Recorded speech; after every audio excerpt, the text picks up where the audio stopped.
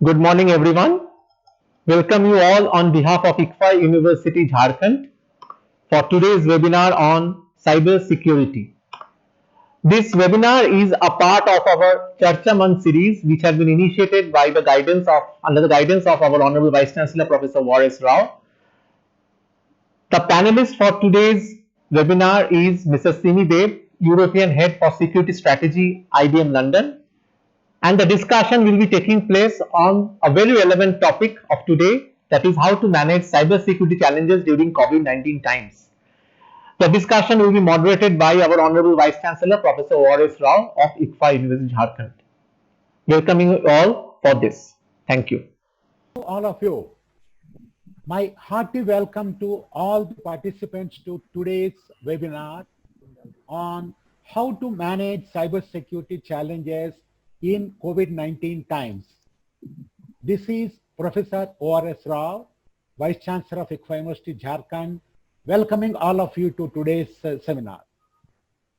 This is part of Charcha Manch series of webinars organized by ICFAI University, Jharkhand to build awareness among students, faculty, and industry professionals with regard to issues arising out of COVID-19 by way of discussion with experts in the respective fields.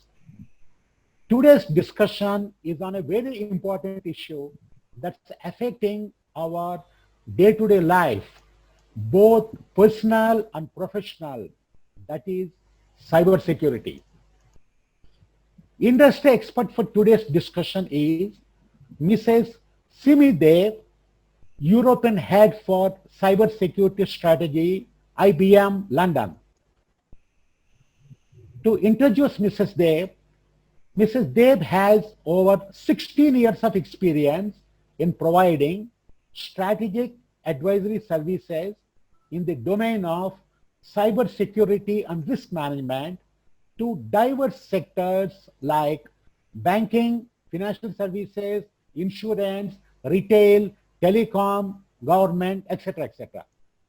Starting her career at Cisco, she worked at reputed corporations like KPMG, Wipro, BT Consulting, etc., and has risen to the current role at IBM, wherein over 280 cybersecurity experts work in her team. So all of us, welcome Mrs. Simi Dev to today's seminar, and all of us, we look forward to your views and advice on this very critical matter today. Thank you very much, Professor Rao. Thank you very much for the introduction. Highly honored to be invited to speak in Charcha Manch at my alma mater. So it always feels good to be back there and to be contributing to the society and to my upcoming juniors, my colleagues from the industry and the faculty members. So thank you very much for the invite. Wonderful, wonderful. Thank you so much. Mrs. Dev, in the last 3 months, COVID-19 has brought in radical changes in our lifestyle, wherein today family get-togethers are happening through social media or it is through video conferencing. And some wedding get-togethers are happening through video conferencing. And most of us are forced to work from home. And now social distancing norms are being followed. Now more than social distancing, possibly we should call it as a spatial distancing, but a cyber proximity. And now sort of online buying has gone up, digital payments have increased manyfold, and it looks like that sort of apart from taking so many lives, COVID-19 doesn't seem to be sparing even the digital world and the netizens. And sort of today, like, a lot of us, have been victims of cyber frauds for quite some time. And the recent alert from Government of India agency, a large-scale phishing attack campaign is in the offing, wherein 22 million phishing emails are planned to be sent to individuals from fake government lookalike email addresses with subjects like, free COVID testing, enticing people to participate and to part with personal information. And this is creating a lot of fear and panic among the people. Mrs. Dave, we want to understand from you, like, what is the situation all over the world? And, what are the types of cyber attacks, that can happen to the individuals? And how should we protect ourselves from such attacks? Mrs. Dave. Thank you, Professor Rao. A very valid question given the current landscape that we are in, the current situation, the global situation that we are in. You're very right that COVID-19 has resulted in what we call a digital lifestyle, if you like, where we have moved away from having human interactions, interpersonal interactions, to depending on social media, to depending on email, to depending on scouting for information on the internet. And what has happened, I think most importantly, us as individuals, including myself, for example, I stay away from my parents. My aged parents are in India, and there is a constant warning in the media which suggests that the senior citizens globally are at more risk, which obviously puts us and also those with medical conditions are at high risk, which essentially means everybody wants to know and understand what that essentially means when you say somebody is at high risk. Or statements like people are being put on ventilator. What does that really mean, right? And people go on to say, see on the internet what is happening, what kind of research is happening. People are stressed out, they're fatigued. They do not know what's going to be going to happen with the job. Hundreds and thousands of people globally are being furloughed. Many equal number of thousands are being laid off. Just yesterday, we had the news in UK where a major airlines organization are laying off about 40,000 people, right? Other companies are doing similar kind of resource planning. That is causing another kind of stress on all our people, and our cyber criminals are making full use of that fatigue, of that tiredness, of that lack of concentration and the psychological state of mind of the people. And phishing attacks have been on the rampant straight from January onwards. We have been constantly seeing that increase. Various organizations globally has been doing the analysis, be it the likes of Gartner's and Forbes, or the likes of Tease, or even WHO. And we have seen about 30,000 percentage increase in COVID-19 threats, and that's not a small number. And in terms of phishing attacks, and exactly the pattern that you have mentioned, Professor Rao, COVID-19 themed phishing attacks, wherein you are getting emails saying that this is an email masquerading WHO, for example, or in UK, and it has happened with my colleagues and my friends, including myself. I have received an email from HMRC, which is the taxation body in UK, saying that you have got some tax rebates, and there was an attachment to it, right? That's the kind of phishing emails that you're getting, and that has risen by almost 600% worldwide. And they are targeting, unfortunately, the weaker sections of the society. When I say weaker, I mean the people who have either been furloughed, or the organizations which are in a weaker state, or people of the more sensitive sectors, which could be the healthcare sector, the banking sector, the telecom sector, and even the IT service provider sector like IBM. IBM has been targeted, Wipro has been targeted, so these companies have been targeted as well. And I think the second part of your question, Professor Rao, was what should we be doing as individuals? The most important thing right now is to be very careful about what email you're responding to and from whom it has come in. I completely take on board that each one of us is stressed, and anytime we see an email which says COVID-19 treatment enhancements, we get excited. We want to know what is happening there, right? And we try to see. Or there is an email saying that new job opportunity. Believe me, we are all trying to see what the job market is looking like. I do not know how long my job is going to be there. That's the kind of thought everybody has. So we need to be very careful who the sender is. Look at the email address. Does it look to be someone that you trust, right? You have to be very cognizant of that fact. Secondly, if you see that it is not from it's not from someone whom you trust, or not from some organization where you have registered, or the email looks a little woolly, in that kind of a situation, please do not click on any kind of attachment or any kind of link that is there. If there is a request for information from your bank, saying that, we are, since it is a COVID-19 kind of a situation, we are taking in all details, your personal health details, etc., etc. Please do not respond to that on an email. Your relationship manager from the bank or your branch manager from the bank will reach out to you, giving you the right credentials, and then ask for those kind of information. And to give you an example, my mother,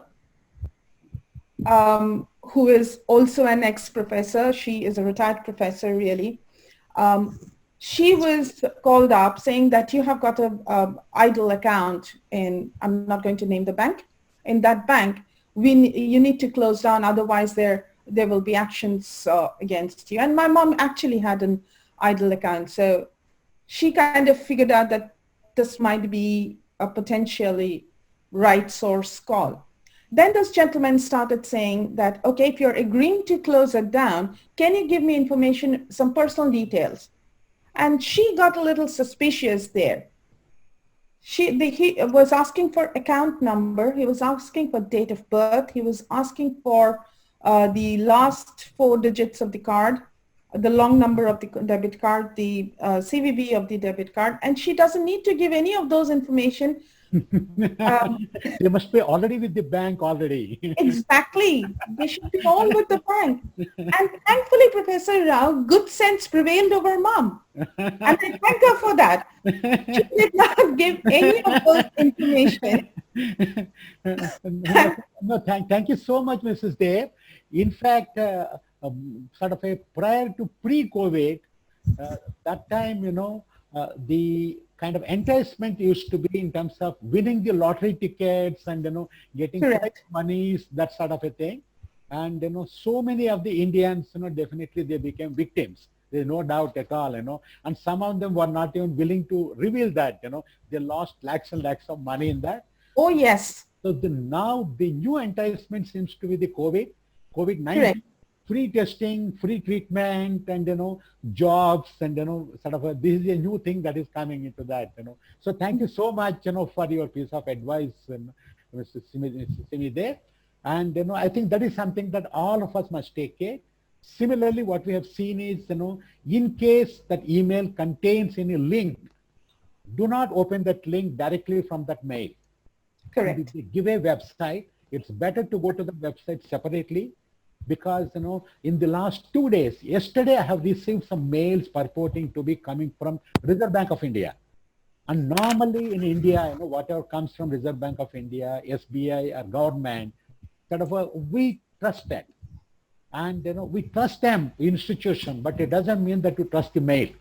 And when once I trust the mail and link it, or click on the link, immediately I'm trapped. And after that, in fact, sometimes it is just asking that just call a number, that's all, then immediately I'm trapped because, then in the process on my mobile, what all information that is there, the entire thing is sucked in. So a lot of times, while we look at, the cyber attacks coming on the computers, a lot of times with regard to our smartphones, sometimes, I think we are not, so careful about that, because our smartphone, it has got all the data, personal or otherwise, into that, So when once they click something, immediately there's a risk into that. So thank you so much, Mrs. Dave, for your, a piece of advice to us. Now, moving over to the industry, what's happening. From various news items, we gathered that cyber attacks on banks have steeply gone up by over 280% in the last 3 months. We also hear that ransom attacks are also on the rise. In fact, as you are mentioning that even, they haven't spared even large, IT companies.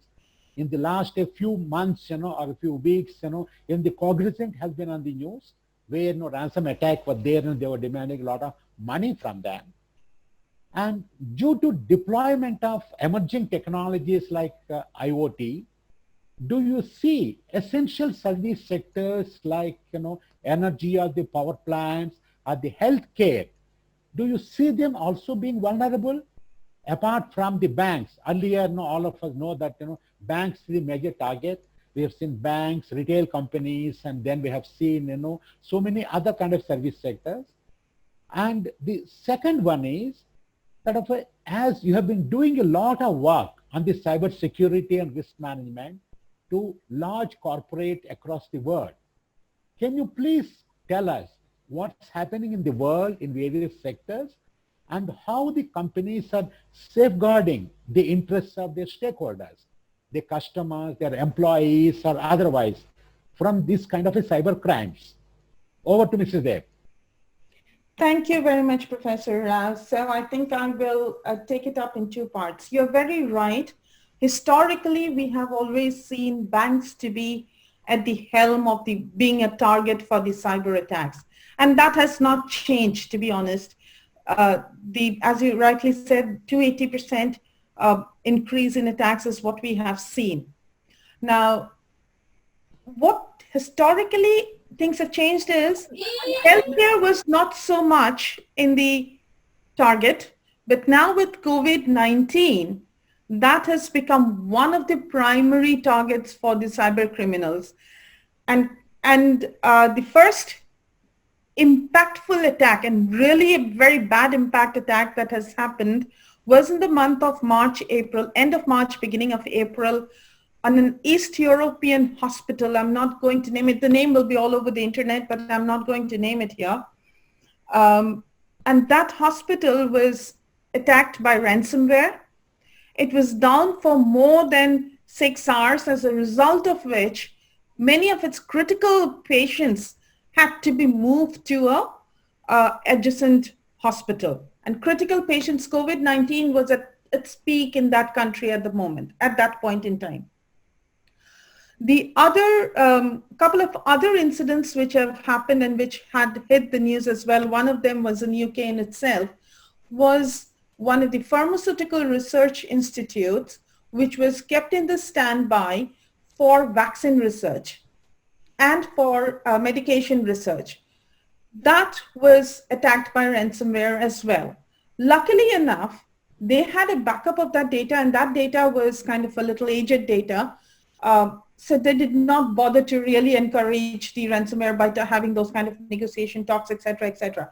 The response was really, really quick in that case.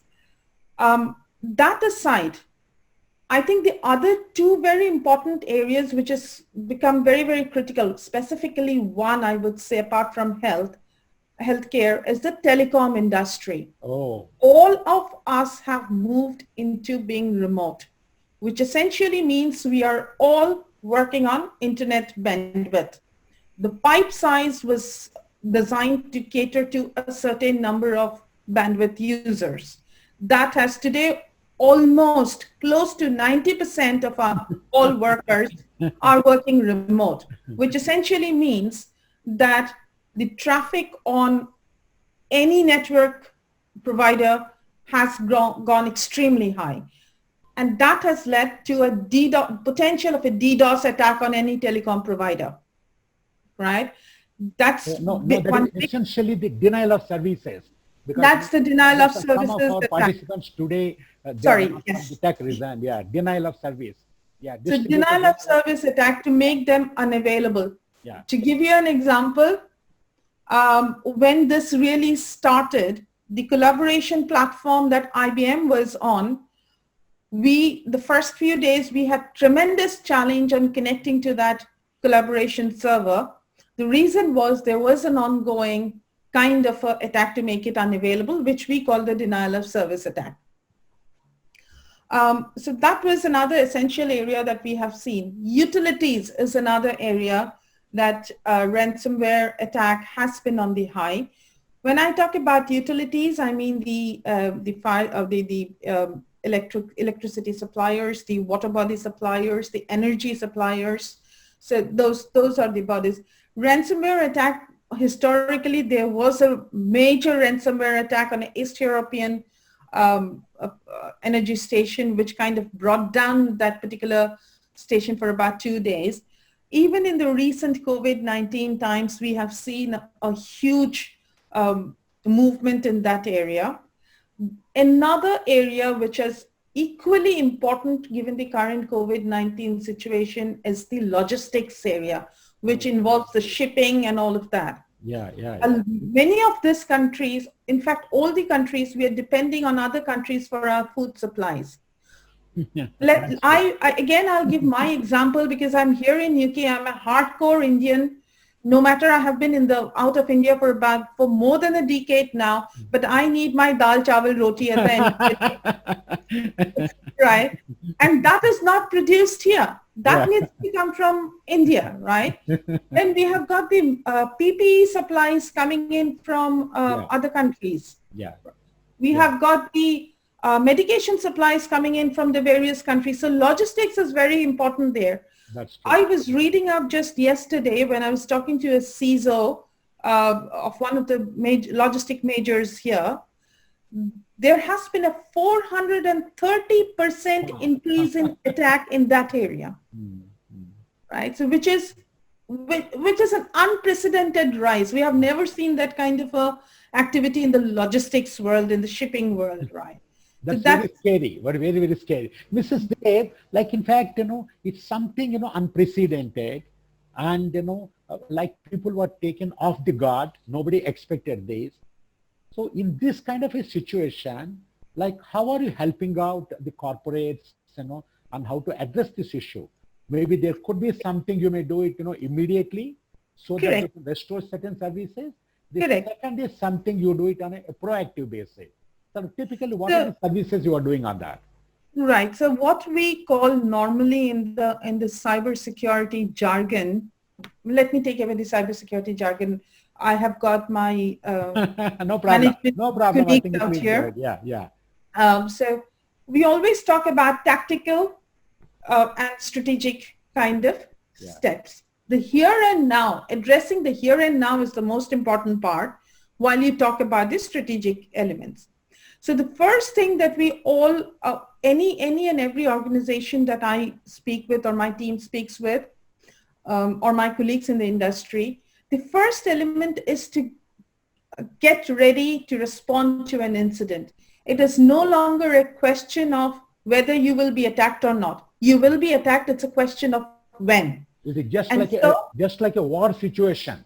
A war situation. Yeah, exactly. Yeah. Absolutely. And quite interestingly, since you bring that point up, Professor Rao, Forbes had got a very interesting blog where they're saying we are dealing with a health pandemic, but a cyber pandemic is not far off. Okay. That's a very interesting blog that they have written. Having said that, it is very important to have the incident response plan in place. What it means by that is, just as we plan in our daily lives, right? If there is a major illness in the family, God forbid, do I have the right monetary financial planning done, the right health insurance in place? And to avoid that kind of a scenario, am I doing regular health checkups? Am I doing my exercises, which I don't do personally? But yeah, those kind of things, right? So it is about being proactive in planning how to respond should something happen, doing a constant risk assessment of what is it that I need to do to protect myself more. Those are the two things that we are immediately suggesting to them to do. And then look at and a third very important element, Professor Rao, I cannot emphasize enough on the importance of that, is creating cybersecurity awareness amongst the employees. Absolutely, absolutely. That is the most important thing. That's the most important bit. Technology can only go up till that much. At the end of the day, it's humans, it's us who need to be constantly alert, aware, and be proactive. Wonderful, wonderful. That's the most important element. From a strategic perspective, we are moving towards a new normal. UK is opening up its economy. US has already done, that's a different story. I'll not get into that. India is also opening up. But pandemic is not gone away. It is still there. That's right. Right? So we are all starting to learn to work in a new way. Now, while people were away, there were new cybersecurity gaps, if you like, got introduced into the technologies that they're using, into the ways that they're working. So they need to plan for how they will deal with those gaps, risks, which has got introduced due to the new ways of working as they get back to office, right? So that's the strategic plan that we are working on. And more importantly, this pandemic has pushed or literally put its foot down on the accelerator to drive digital transformation. Absolutely, absolutely. And movement to cloud. Yeah. So we need to look at those parameters from a strategic perspective to see how we can reduce the risk as we move to that world. Wonderful. In fact, Mrs. Simide, like earlier, the cyber risk and this kind of vulnerabilities, these things were being discussed at the IT level, IT departments. And the last few months, what we have seen is, a couple of days back, I was interacting with, a senior person who's on the board of several companies. He was mentioning that now this topic has reached the boardrooms, particularly the ransom attacks where millions of dollars are at stake, or maybe the denial of service because of which, the service disruption happens for a long duration. And keeping these things in mind now, I think, the cybersecurity policies and risk management practices, policies, these things seem to be coming into the boardrooms. And do you also see that happening in UK and Europe and other parts of the world, where boardrooms they discuss, like, how do we prepare ourselves and how do we make sure that it doesn't happen to us? Very, very important point, Professor Rao there. In fact, trying to get cybersecurity in the boardroom was something that back in 2014, 2015, UK government and US government had started the initiative to make it a regulatory need to have cybersecurity as part of their key business risks, to move it away from the IT and place it under the risks. We have been struggling with that. We have been trying to talk to the CEO and the board members and trying to educate on them as part of that UK government initiative as well as the US initiative, pan-European. There are multiple such regulations which are making it imperative for the board members to sit up straight and think about cybersecurity, not as a technology risk, which is the CIO's headache anymore, but it is the boardroom's headache. It is their reputation which is at stake. It is their business which can be at stake. What has happened as a result of COVID-19 is, and that is where I see, being the person that I am, I try to bring out the positive of every negative situation. And the positive out of this situation has been that the boardrooms have become very alert now because of the various things, various incidents that have been happening, the various ransomware attacks that has happened. The boardrooms have really set up straight now. And another very important movement that is having in the industry, which is a blessing, and we have been trying to make that change, and we were struggling with it as a cybersecurity industry. If you have read in the past few weeks, the CISOs have now started to move away from reporting into the CFO or the CIO Yeah. or the CRO or the COO into directly reporting into CEO, which Okay. essentially shows how important cybersecurity has become now. That Wonderful. you're reporting directly into the CEO of an organization, Wonderful. and Wonderful. you're getting a place in the boardroom. Great, great.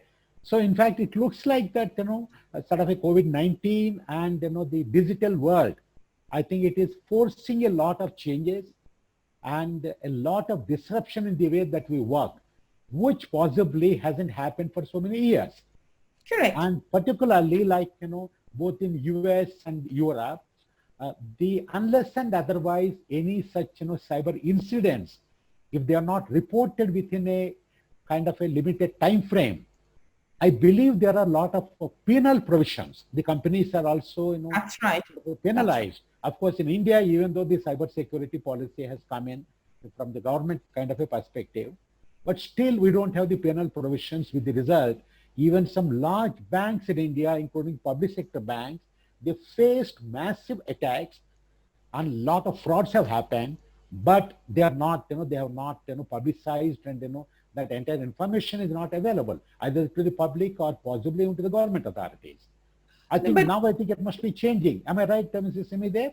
absolutely, India is really waking up, and the good news about India is it we have we are a knowledge hub. Okay, it's just about that political push to get That's us right. into doing the right things. Yeah, yeah, yeah, So, yeah, and India is waking up to that. yeah. And That's if what, India has to continue doing business with US and Europe, they have to get its cybersecurity posture matured enough. That is where the privacy regulations are coming in. It would have come in by now, but COVID-19 has postponed yeah, it. yeah, But yeah. that is coming on. And in fact, me and one of my privacy colleagues, we have been doing an initial analysis. It is as good as GDPR. Yeah, yeah, absolutely, absolutely. In fact, thanks to that, thanks to GDPR, a lot of IT companies in India, they have implemented the provisions of GDPR, and now they are compliant with that.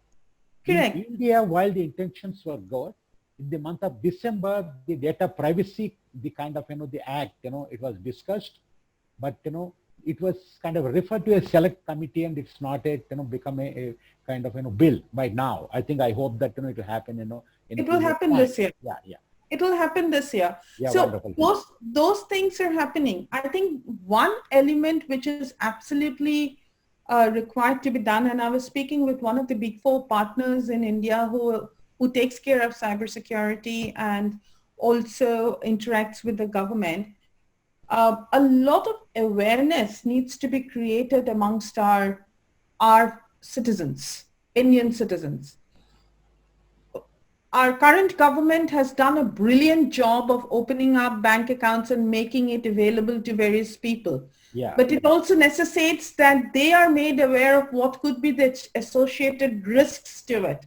that's What true. is it they need to be aware of? So as much as it is important for having the right policies in place, I think it is also equally important to educate the end customers of all the services that are being provided to them. What are the cybersecurity risks associated with it? It That's is true. very, very important. That's true. Um, and if you look at the bank in UK or US, a lot of initiative is taken to educate the end users about when you're using a banking app in your smartphone or on your tab, what is it that you need to be careful about? What is it that you need to be aware of? I know for sure because I bank with ICICI in India. I know ICICI does a bit of it. That's right. That's right. HDFC does a bit of it, but Right. it needs to be done in a much broader way. That is true. That is true. That is true. ICICI in UK does it much better. Okay, yeah, because of the environmental compulsions, possibly. So Exactly. thank you so much, Mrs. Day. So now, considering that we are a university, and today a lot of our students are participating, not only from our university. I'm glad to tell you that today students are participating from across the country, including from Himachal Pradesh and including from so many states today. For that, so the concern or the kind of a thinking that is there uppermost in the minds of the students is with regard to sort of a career. And our university offers programs in IT discipline, that is BCA, MCA, and BTech Computer Science. And we also offer cybersecurity as a semester-long course for all of our IT programs. And some of our students have been doing courses, from CNSS from ICFAI, and also ethical hacking. In fact, some of them, they have made use of the recent opportunity of the COVID-19 to undergo some of those courses. That's brilliant. With this kind of a background, I would like to take your advice as to what are the kind of a career opportunities that our IT students can look forward to in the realm of cybersecurity and the risk management, and also what is our advice to students on how they can build a career in the cybersecurity area. So over to Mrs. Dev. Sure. So I'm very happy to understand that you're already using this time to enhance your skill sets, enhance your knowledge, and take additional certificates. I think, Professor Rao, that's the beauty of this generation. They're so proactive, Yeah. and they do a lot of things on their own, make use of time. I'm hoping none of my professors are there on this call today. I'm not one of those students. So very good to know that. To be honest, in cybersecurity, very important point, Professor Rao, that you made was we need professionals who understand not only technology, but the business as well. Cybersecurity is a blend of technology, understanding, and knowledge, and the business knowledge. That is what is required. The industry today has a huge shortage of skill sets. Okay. So there is more than enough opportunity out there to grow, to come in, to grow your career. That's a good news, I think, for all of our students. That's a very happy news for them. Yeah. Yes. And that's a global dearth, not just India. It's globally there is a dearth. Secondly, if you look at any of the reports, right, the Forrester reports or the Gartner reports or any of the analyst reports or even the McKinsey and the Bain and Company, all of those, the spend in cybersecurity is only expected to exponentially, not just rise, but exponentially rise over the next few years. And given that we are only going towards the digital world, we are going into artificial intelligence, we are going into machine learning, we are going into automation, all of those kind of things, it's only increasing the potential of cyber attacks, which means we need more people in the area of cybersecurity. Now, here I'm going to kind of bifurcate the cybersecurity career options into two parts. One is the pure play technology part, right? So if you want to become a security engineer, a security administrator, moving up to becoming a threat hunter, a threat researcher, or an architect, an IT background absolutely helps. It absolutely helps. I'm using the word helps because that does not mean that the non-IT background people cannot get in. I am a maths postgraduate, right? I have not done any IT. Yes, the only thing that I had done was I was always interested in how computers work. I was not happy with just doing the basics course in which I was introduced to in school. So I used to do a bit of reading up. If you have some knowledge of IT and then you pick up one of the operating systems to understand it fully, then you can do enough and more courses like the CEH course or the Security Plus course to get into the world of cybersecurity in the technical field, even if you are not from an IT background. So let us keep that in mind. You do not absolutely need to have that degree. It can be a door opener for you, but what will really matter is What are your skills in terms of, if you have done a CEH, is that certificate really a value certificate or just a paper certificate? Right? If you're able to write scripts, etc., you will be highly regarded irrespective of whether you have an IT degree or not. An IT degree will surely help you, but the others also can join that foray. Now, for those people who do not want to go into technology, right? I've mentored quite a few graduates here in the UK, Europe, and also some in India. They have had MCA courses, but they came up to me and said, you know what, I do not want to get into technology because I have seen my brother do it. It is very time consuming, etc., etc., and I do not want to get into that. Very well. There is another track, and which is what Professor Rao had mentioned during one of the points that we were discussing. It was around risk management and compliance, right? Policy writing and etc. That is an amazing field to be in, because there you do need some knowledge of technology. Without knowledge of technology, you are not going to, you will succeed, yes, but the real success and the real brand that you can create for yourself will be a good understanding of the technology and the business and the regulatory field. And that is what is a risk and compliance kind of a roadmap. To the point whether you can work from home or not, whether you can do freelancing, working from home, etc. To that effect, Professor Rao, I think this is the world of freelancing. This is the world of working from home. If you talk about specifically around those of you, my dear friends, who have done certified ethical hacking, you would already know about vulnerability assessment, penetration testing, and there is something around what we call the threat hunting as well. There are multiple what we call the bug bounty programs running, where you can join as a freelance researcher and you get paid for the vulnerability that you discover. You don't need to get into an office. You work your own hours, right? And you decide how much you want to be paid for based on your skill sets. There is no running after your manager to get promoted.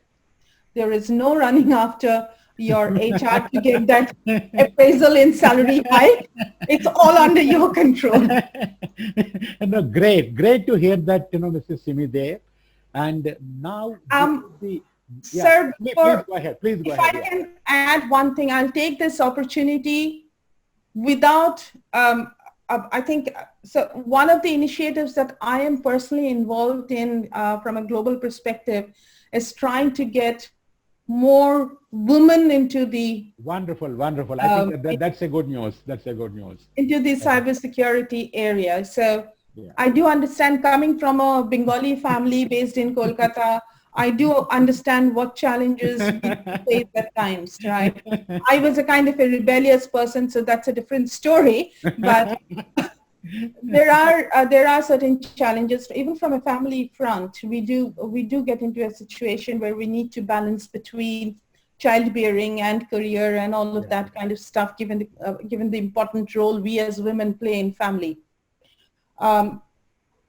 Even for you, I think information security, cybersecurity is a brilliant field to be in. And this is a lady speaking to the rest of the ladies. Today we have, some of our girl students, they are there. Yeah, very good. Yeah. So, absolutely. No, wonderful. In fact, Mrs. Simidev, you have answered a lot of questions in the minds of people. I think, you are a very good mind reader, I should say, because I was about to ask you some of these questions as supplementaries, but, you have seen, what is in my mind, and you have answered all of them. The first is looking at, our IT graduates, be it BCA, be it MCA, be it computer science. And we have seen a number of them are very keen on getting into cybersecurity as a career. And I'm very delighted to inform you and also all our participants. One of our BTech computer science students from 2019 pass out batch, he had, an ambition and he had a passion for this. and now he is working in cyber forensics. Cyber Brilliant. forensics in Jharkhand. He is not working in Bangalore. He is not working in out abroad. He is working in Ranchi. Jharkhand government has set up a cyber forensics lab, and his name is Abhishek Rai, because it's a close kind of this thing into that. I can share the name, and he's doing a brilliant work. And I don't know, in fact, today whether he's participating or not. He's participating. I think definitely. I think he can share his experience. So that means that it is possible, and it is possible, to do it, not only India but also in Jharkhand and Ranchi, because a lot of times, people think that, for this kind of careers they have to go to Bangalore, they have to go to Delhi, or somewhere else into that. I think that is something I'm very, very happy. Likewise, some of our BCA students, they have done courses, as I mentioned to you, with regard to the network security certification courses they have done. They also have done courses in ethical hacking. And that also shows that, as you mentioned, the students, current generation students, they are very alert, aware what's happening, and, and they are proactively, they are doing this kind of courses, and they know how to build a career into that. So that is something I'm very, very happy to hear from you.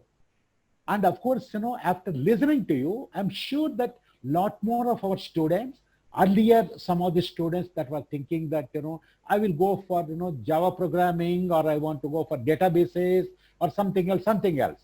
I think some of these students, definitely sort of, they may go in for the cybersecurity career. It's the kind of a career for the future. And that's a career, and that is the kind of industry and services. It will be keeping on going up and up only, as we become more and more, netizens, and the digital transformation when we are bringing in the industry. The biggest challenge for that, the showstopper, is the cybersecurity. So this being the case, like as much money they are spending on, the digital transformation, out of that, some part of it has to go for the cybersecurity management or the risk management. So to that extent, that's a great career. The second point that you mentioned is that is something, a music to the ears of a lot of people. A lot of the perception is there among a lot of students that a cybersecurity career is there only for the techies. Unless you do BCA, unless you do beta computer science, not for me. In fact, today, a lot of our students that are doing BBA, BCom, BBLLB, LLB, MBA, they're all participating. And for all of them, it's music to the ears. And like as you mentioned, with regard to the risk management, with regard to the compliance, regulatory kind of issues into that, and those are all a lot of things that are there. If they can build their knowledge and skills into that, as I can see that they also can build a career. And typically, as a corporate lawyer, when they have to advise them on these things, definitely, as you mentioned, they need to understand the kind of a what you call the regulatory kind of regime and issues into that, and the technology issues into that. I think that is something that sort of a very good. In fact, for our the legal or law students also, like in fact we are embedding this course on the cybersecurity, so that by the time they complete their program, they are also sort of ready to give services in the area of the cybersecurity, risk management, and compliance like that. Absolutely. The third one I mentioned was sort of yeah, please go ahead. I think that is second. I think only one question that I have, not question, sorry, one point that I want to make is many a times, very important point, Professor Rao, that you made was the passion. Of course, passion is the most important element that kept me in the field that I am. And also many a times, money becomes a factor in choosing the career that you want to go. And believe me, cybersecurity field pays you well. I can tell you that.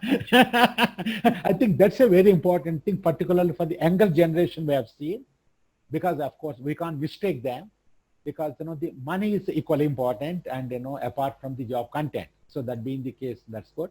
And the third point, very interesting point that you made, is understanding the cultural issues that are there in India, and more so in some parts of the country still the parents, they do not allow their the girl children to go out, to go to Bangalore or to go to Mumbai or Delhi. and pursue a career, particularly in areas like IT.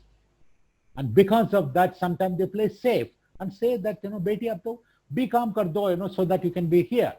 So the good thing what you are mentioning is, like some of them also, they are brilliant. Some of the girl students are brilliant, we have seen.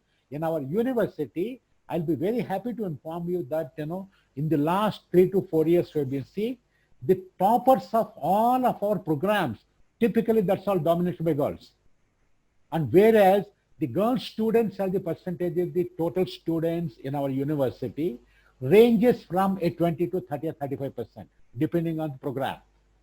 Like courses like a BTech, it is less, but as we go into a BBA, BCom, MBA, that is more. But the top tiers are dominated by girls. There we find that something like, maybe the top 2, 3 ranks, they are all backed by the girls. So that means that they are very brilliant, they are hardworking, not to say that boys are not good. So, but coming to this, sort of considering that, number one, like it could be the cultural issue. The second issue is due to the COVID-19, a lot of students, including their parents, they are not willing their wards to go out. They play safe. So if such is the case, I think it's all the more important that, this kind of a career, as you mentioned, they need not go out and join a corporate. On the other hand, as long as they got the skills, like a ethical hacking kind of a thing, today anybody is developing a website, if they give it to an ethical hacker, they can be doubly sure. Just as you mentioned, something like, I need not wait for to be sick. Instead of that, it's a prevention. So that we have seen, a lot of companies, including small and medium-sized companies, they are willing to pay to the ethical hackers and get it done. So that's a great field that you mentioned. So I think, that's a great opportunity. I think, sometimes, the digital transformation, a digital world and COVID-19, while we curse them for so many things, I think, there are certain opportunities, new opportunities that are beckoning from out of that. I think that is something, I was, very, very happy to hear from you. Thank you. And so with these things, in fact, now, now that we have sort of completed the discussion as a sort of just to sort of sum up what has happened, we have seen what is the environment that is happening, and the environment is, forcing our lifestyle into a digitals and netizens all over into that. And, like you also mentioned that, this has come to stay. There's nothing like, a pre-COVID, people have been talking of BC and AC before COVID and after COVID. So sort of before COVID, that kind of a situation may not come back. It looks like that, maybe the AC will continue to be the new normal, where we have to continue and, live with this. So this being the case, we don't have any other choice but to be aware, take steps, to prevent this kind of, cyber crime, and we should not become victims out of that by being proactive and taking all precautions. Similarly, like when we are working in an establishment, be it a university or be it, any corporate, we have to take care to see that, yes, things are all, like we don't get into any issues of cyber attacks and ransom attacks into that. The third major point is with regard to the careers. For the careers, it's a kind of, a beautiful opportunity that is beckoning, and a new opportunity which, possibly a lot of students have not thought of earlier. Even before kind of, the COVID-19, so many would not have thought of. Not only our IT people, but also our, the law students. Whether it is law students or management students or commerce students, they would not have thought of. Now they can venture into that. And these are the points that you have given. And also a lot of flexibility that is there. Not only the corporate, maybe somebody can be freelancer or somebody can set up in a small business, because there's a lot of entrepreneurial talent that is there, among our students, in Jharkhand and Ranchi. They can also set up some service into that. So with these few words, now a lot of our students are waiting to ask questions. So can we go ahead and allow them to ask a few questions, Mrs. Sure, Professor Rao. Yeah. So to start with, any of our students would like to ask a question, and So, Good afternoon, ma'am. Yeah. This is Rafa, student of BBLLB, ICFAI University. My question is, ma'am, as due to COVID-19, as per the court, as due to COVID-19, as per the court proceedings are going through online mode. And as per the court rules, only the concerned party and the person who are permitted to appear in the court they can appear in the proceedings. And if any unknown person appeared by breaching the security lines of the courtroom, although there is a high security line in the server of the court, so ma'am, what legal remedies or what measures should be taken to avoid these things? Legal, legal kind of a thing, maybe, yeah. Yes, I cannot speak on the legal aspect Okay, of ma'am. it. Okay, ma'am. If away from that. Sure, ma'am. If you can please tell me what technical remedies should be taken to get rid of it. Firstly, I think one thing, if you are trying to get into cybersecurity, one element that we have to always accept is we cannot eliminate any risk. We never talk about eliminating a risk. You cannot eliminate the possibility and stand up and say that I have got a system which can never be breached by anyone. That is not a possibility, right? Because if you might close one vulnerable, and that's where even NASA and US defense and defense of any other countries get breached. What therefore needs to be done is you need to assess that you have taken what we call the due diligence, which means you have identified what is that bare minimum services required to run on the server, which is authenticating the people to come in and join the session. So that's the first part. Second part is around how do you authenticate the people who are joining the conference? There are multiple ways of authentication. Password authentication is age-old. It's going to get away, right? That's where your what we call the multi-factor authentication comes into play. So we need to have that in place. Third is, if it is such a confidential engagement that we are talking about, then you also need to, at the network layer, place controls around from which part of the world will you allow people to join, from which IP ranges, right? Do not keep it to everybody and anybody open, and people can come in more, they can start attempting to get into the server. You stop at that. You try to prevent that. You have an IP address level blocker. Even after that, nobody will stand up. Even the best of the security engineers or the architects are going to stand up and hand on heart will say that, yes, there is no breach possible. So the last element is, that's why we call it defense in depth, really. So multiple controls to be required.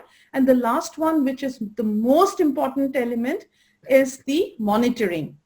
Constant monitoring around who is joining from where and at what time, and whether that's a legitimate connection or not. If it is not a legitimate connection, snip it off right there, okay? And even after that, look at the logs constantly to see somebody might not have joined the session, but could have put a small software in the server to record the session and take it out of the network.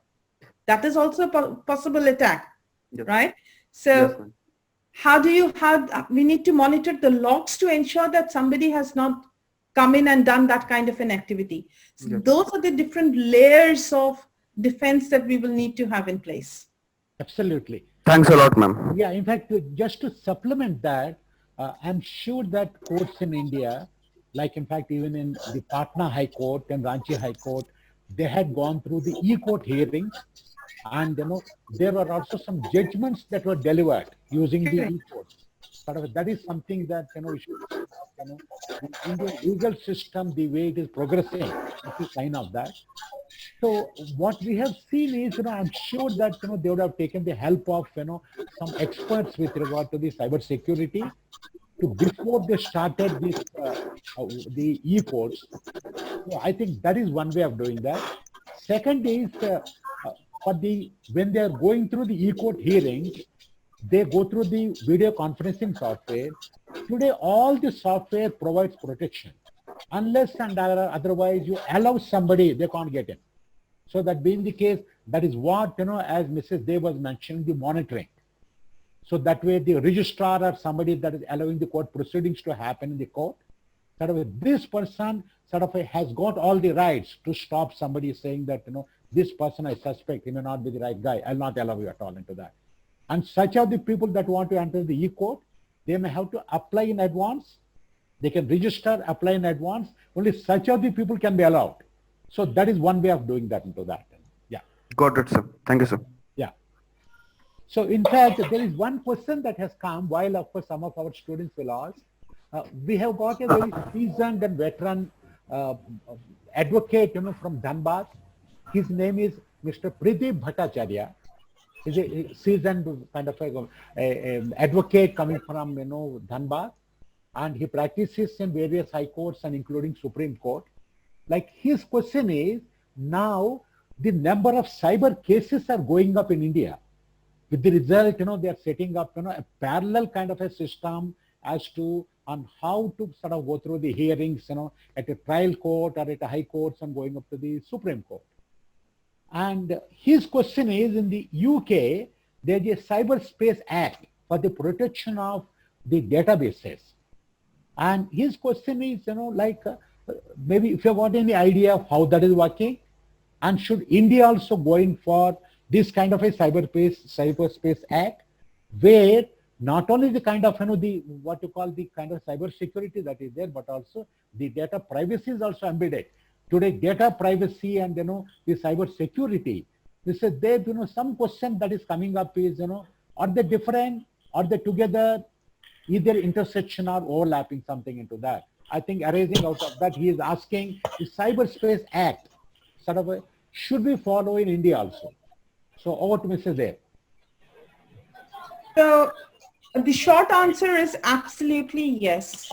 We need to have that level of maturity, but there's a huge but, and that but comes from the fact that if you look at the way the cybersecurity regulations and the cybersecurity mandates that are there in US, UK or in Europe, they're quite mature from the rest of the world, even compared to US. And then there is a generic overarching law that presides over all industries.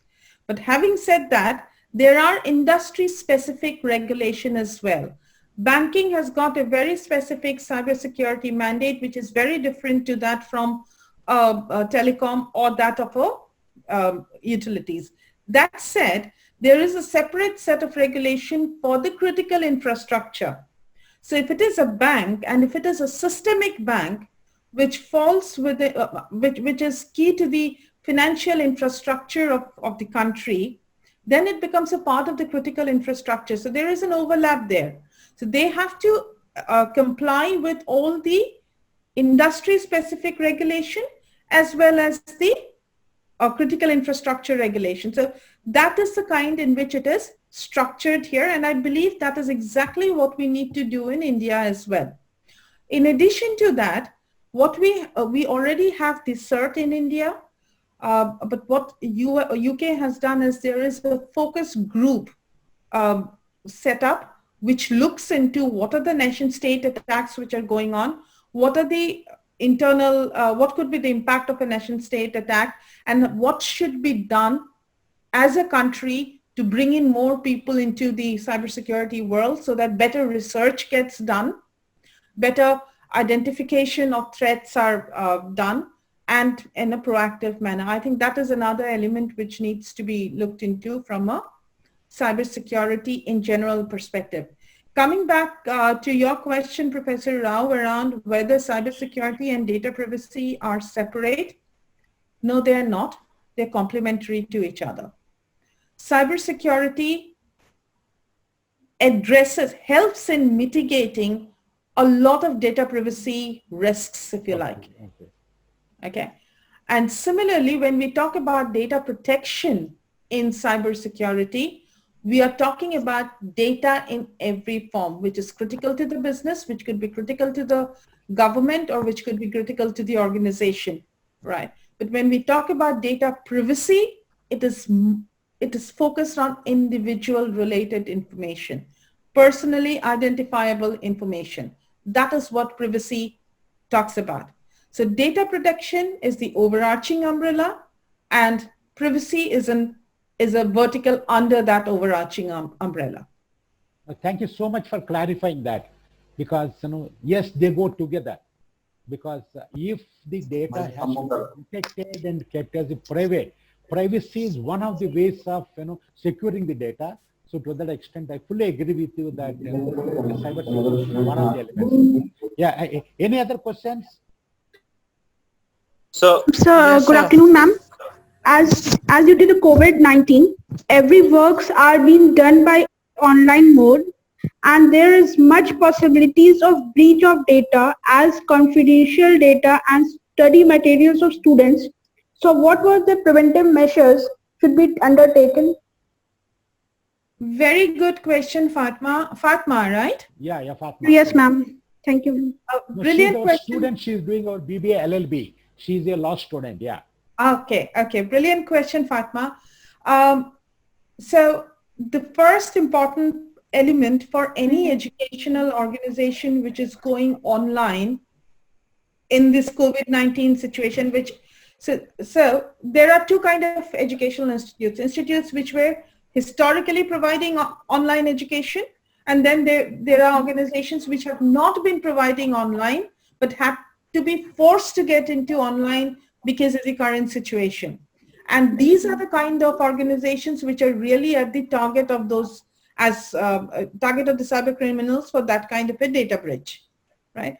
The reason being your LMS, or the learning management system on which you put the courseware, etc., they were until this time for internal use only. They were not opened up to the internet, right? The moment you open it up to the internet, you need to ensure that you have controls in place for limiting who can access your LMS, right? I'll go back to the same kind of response that I had given a little earlier. It's about the defense in depth. So you need to ensure that you have got that network level elimination done. You need to ensure that your data, which is really confidential, so your LMS might have hundreds and hundreds of course material and books in it, right? Now, some of those books could be available everywhere in the library. They are not critical, but what is critical is ICFAI generated courseware. That is critical for ICFI, and Professor Rao would not want it to be leaked out anywhere, right, for the cost of anything in this world. Absolutely. Right? Absolutely. And that is what will have to be encrypted. Yeah. And kept it so that only authenticated people and legitimate people can have access to it. Wonderful. Then you need to also maintain a log of who is accessing it, right? And what kind of access do you give? Again, you wouldn't want somebody to go around and maybe he's not taking the data out, but you also wouldn't want him to play around with the content of the course. That is true. Right? That will be an equally harmful. So what kind of rights do you give? Whether you allow him to only read or to modify it is also a discussion. The most important thing, Fatma, here is that there is a multitude of controls that you can implement. But you need to do a risk assessment to understand what is really the risk here and how much of protection do I put in place? Because every protection comes at a cost, which means Professor Rao will have to spend money on controls, but yes, absolutely. Right? We will do that, Mrs. But Dev. in a measured way. Yeah, and also maybe we'll also take the liberty of taking your advice, for which please don't charge us in pounds, please charge us in rupees.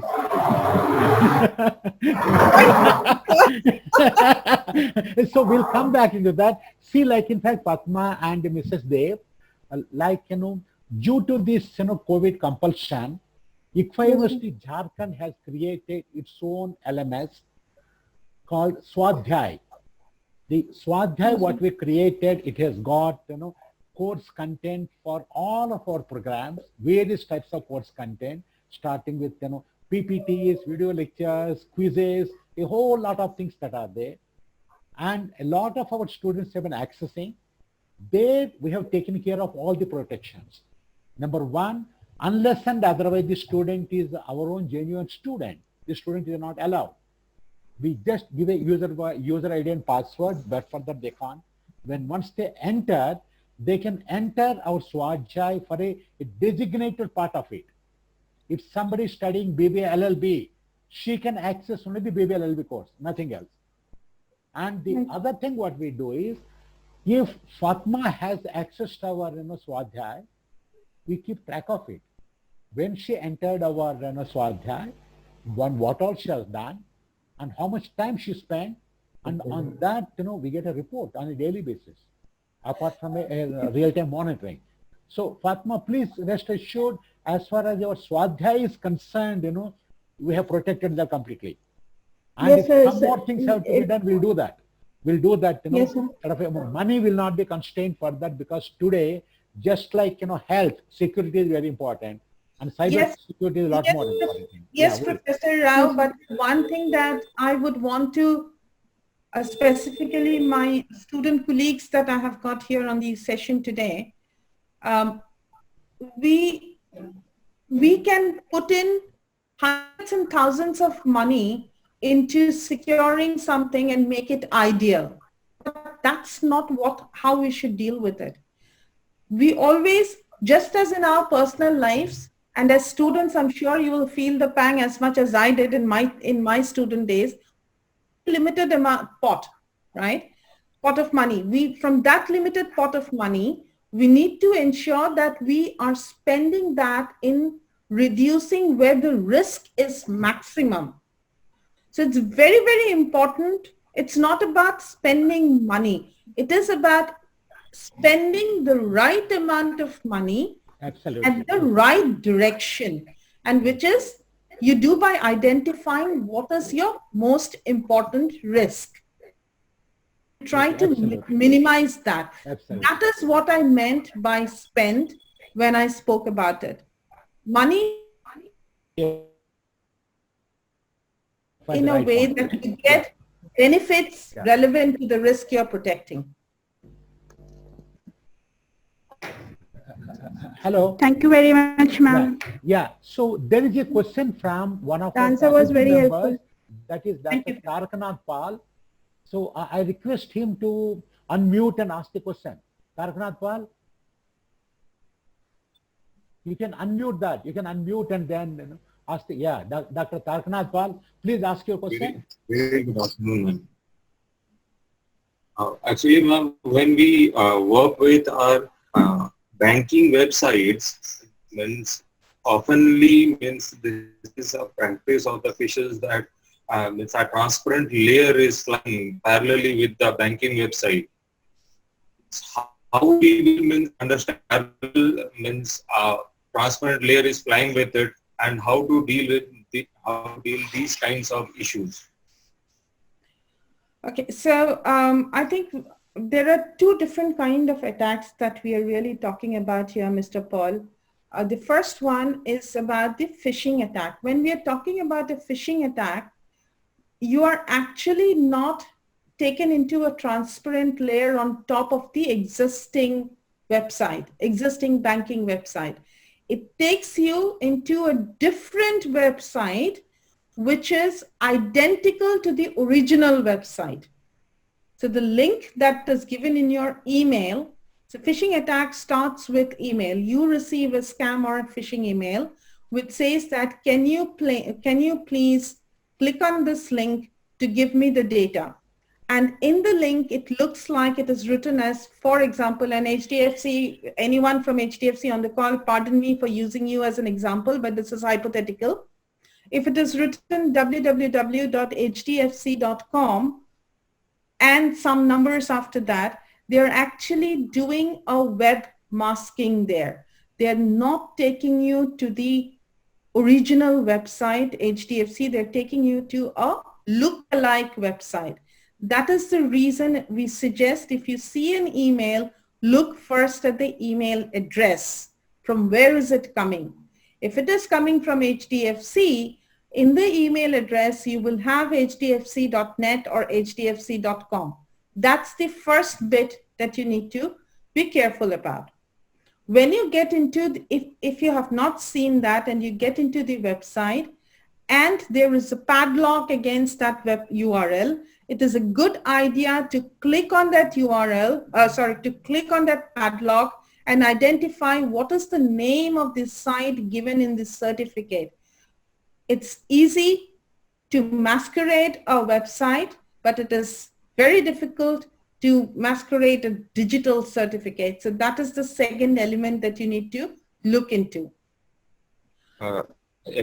Ma'am, what I used to do, I used to look into the HTTPS factor, the security factor with respect to the the banking website.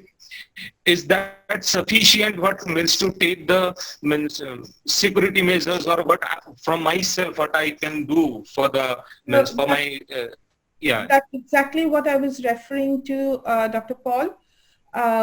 You have, when you see HTTPS if you're using Chrome, on the left-hand side, just before HTTPS, there will be a padlock, a tala wala symbol will be there, right? You need to click on that. The certificate details will come up.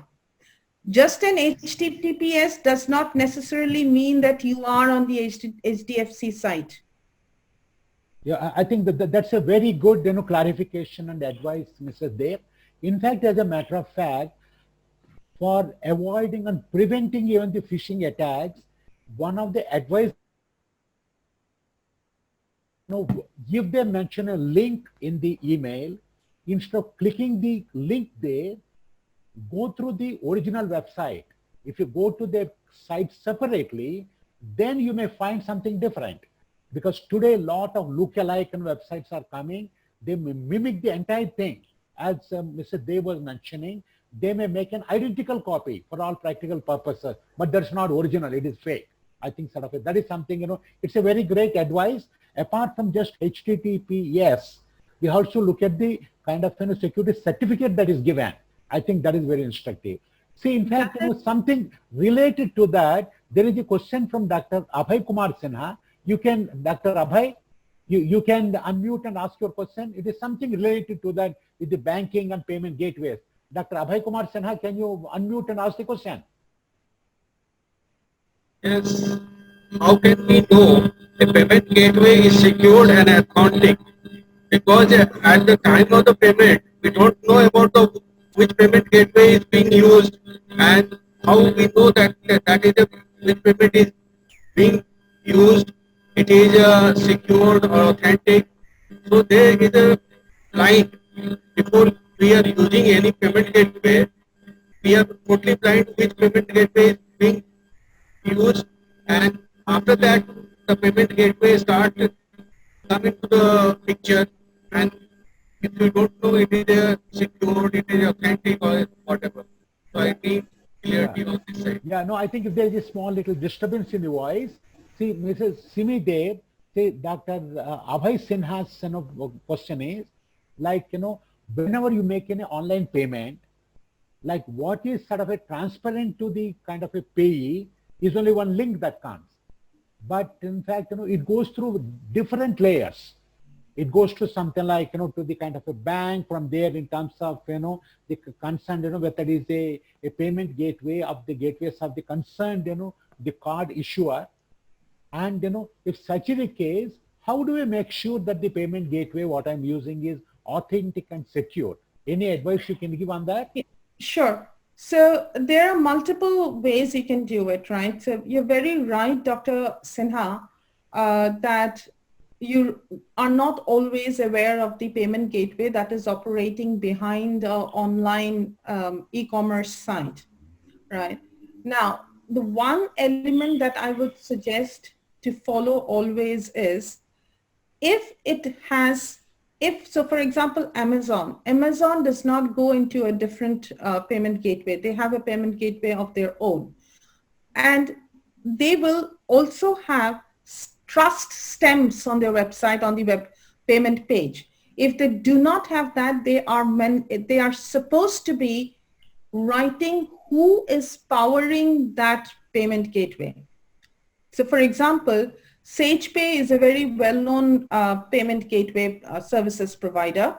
So it's normally, if somebody is using their payment gateway services, they are supposed to write powered by. You can then go into their website to see whether they are PCI DSS compliant, whether they have got this trust stamp, right, on their website. You get all of those information from there. The second element is if they are not going through a third-party payment services provider, they are themselves taking the payment and liaising with the banks, then they're supposed to give you the kind of the kind of information that they're taking from you. That is very important to be known. And when they're taking that information, you need to be very careful that they have got HTTPS in place. Okay, got it. Yeah. Okay, that's the other end. Yeah. There is a question from one of our BBH students, Anket Mandal. Anket Mandal, you can unmute and ask your question. Good afternoon, ma'am. Ma'am, question is, what are the precautions that should take while using social media to avoid cybercrime and make sure cyber security?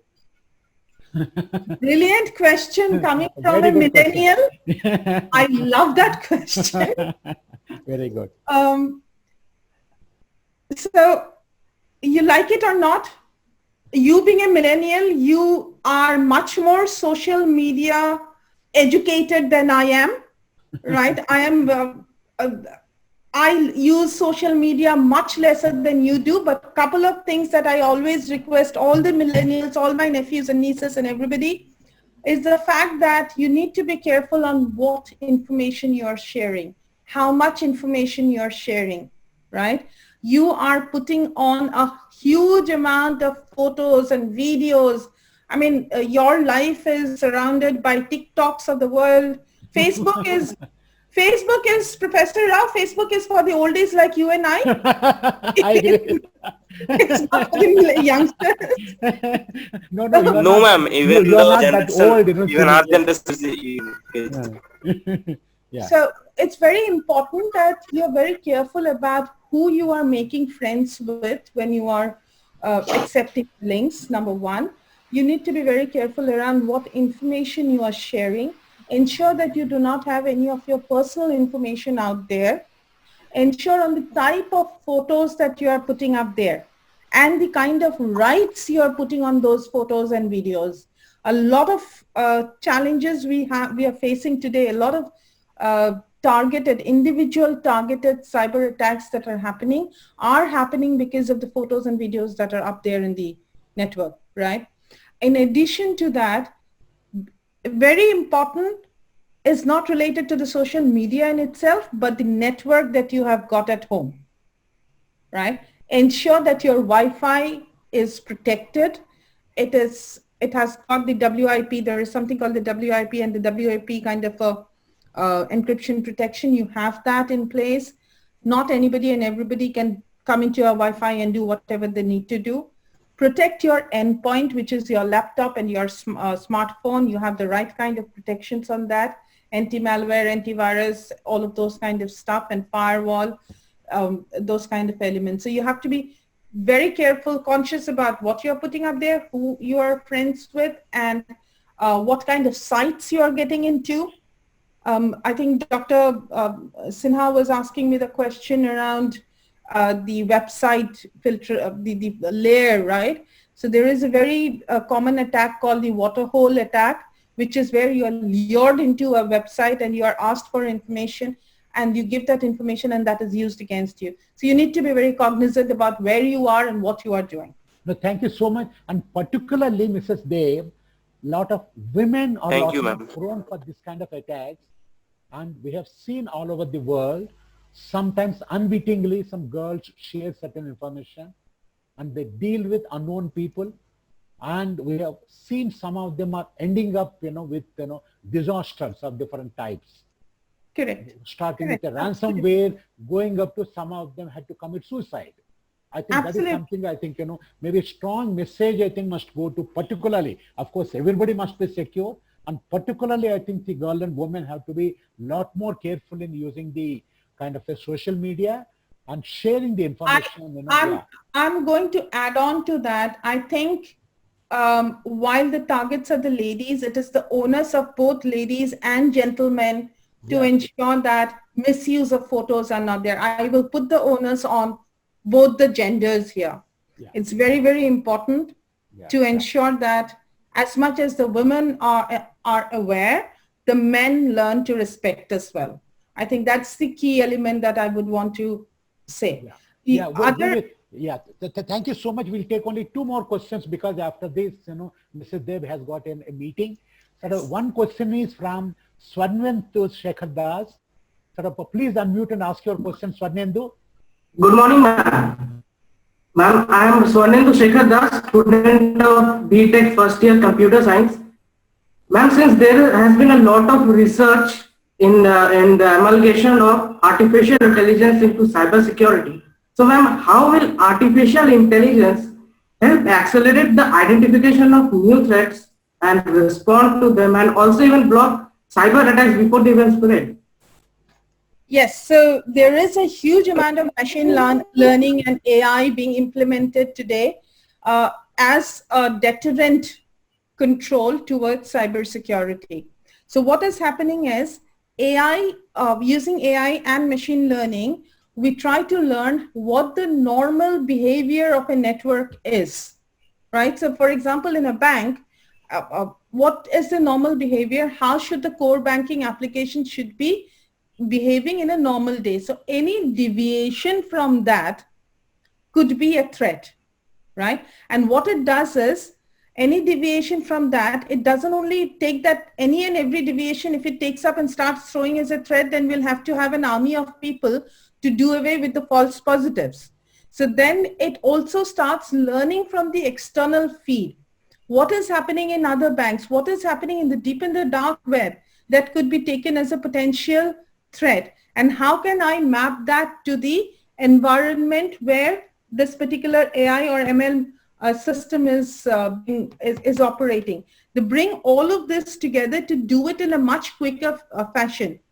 The same thing can be done by a threat hunter as well, but a threat hunter would take hours of work to do that, whereas an AI or an ML machine can do it in a matter of minutes, right? So that the threat hunters now can go after the more complicated ones, which the AI and ML might not pick up. Great, great. See, we'll take the last question. This question is from our student, Nilesh Kumar. He's a BCA student of 2018 batch. Nilesh, can you ask the question? Can you unmute and ask the question? In fact, Nilesh has done various courses in ethical hacking, I was mentioning in the beginning, and he made use of the time of the COVID-19 recession to do some courses. Nilesh, can you ask the question? Nilesh Kumar, are you there? Yeah. So his question is how to identify and block bot traffic from website, mobile apps and APIs. This is the question from our BCA student, this is there. How to identify and block bot traffic. Because, a lot of times what happens is, I guess that, some of the cyber criminals may be using the bots. So absolutely, how to kind of, identify and, block the bot traffic. So it depends on what context you're really asking this question, Nilesh, right, Professor? Yeah. Nilesh. Ma'am, denial of service attack, ma'am. Distributed denial of service. Nilesh is there. Yeah, he's asking about service attacks. Yeah. Correct. If you're talking from an organization, denial of service attacks normally happens on organizational environment, corporate environment. It is not so much of an individual target attack. So in the corporate world, we do have various service providers, which I'm not going to name any because I'm not allowed to name any, who would be providing monitoring services. So we do have what we call the whitelist and the blacklist. There are known bots already out there in the industry, which are anyways blocked.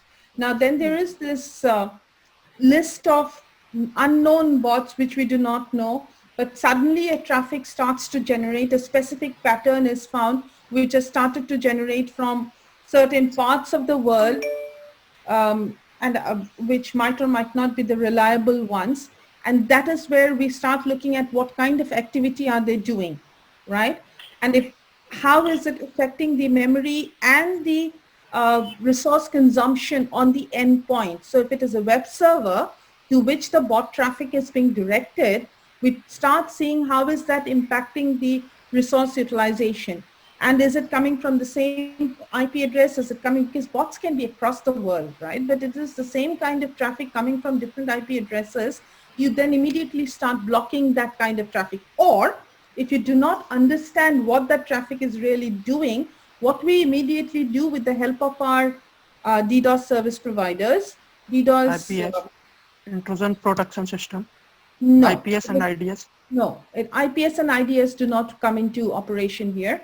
It is before IDS and IPS. IDS and IPS will come after that. So it will be our external internet service providers. Quite often they provide this service, and they will take that DDoS traffic into a different channel, into a different area of the network. They will park it there, direct it there, so that they can analyze what it is. So in that way, kind of sandboxing. It's a kind of sandboxing, but not really a sandbox. It's a different containment network that we call. And then that way what happens is your systems come back up again while you're analyzing that other traffic. That's how we normally deal with bot traffics. No, Mrs. Dev, in fact, there are so many more questions. I have got close to another 50, 60 questions. I don't think we have got the time for that.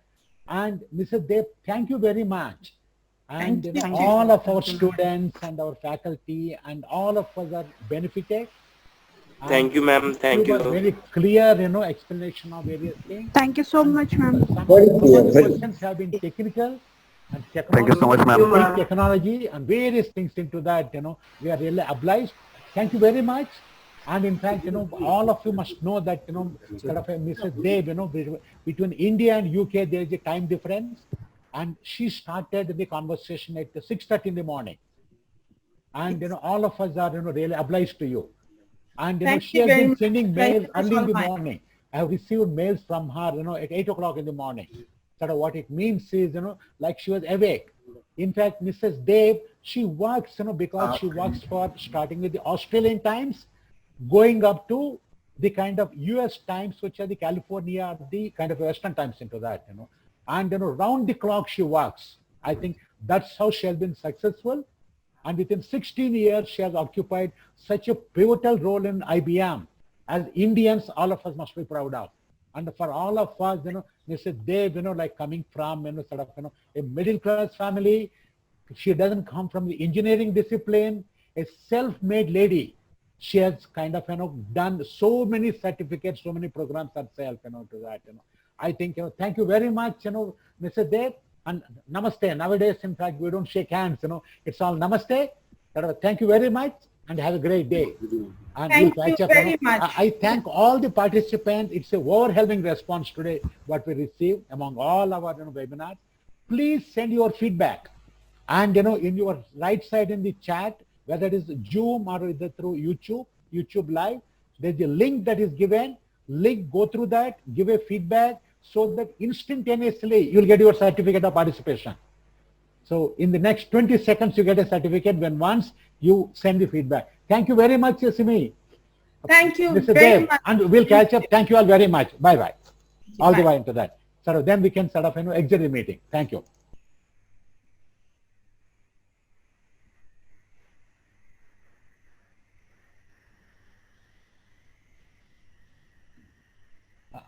Amar? Yes, sir. Yeah. उसको recording stop करके, I think, if you want to take some photographs or something, take some photographs, because you got multiple screens. 3-4 screen है,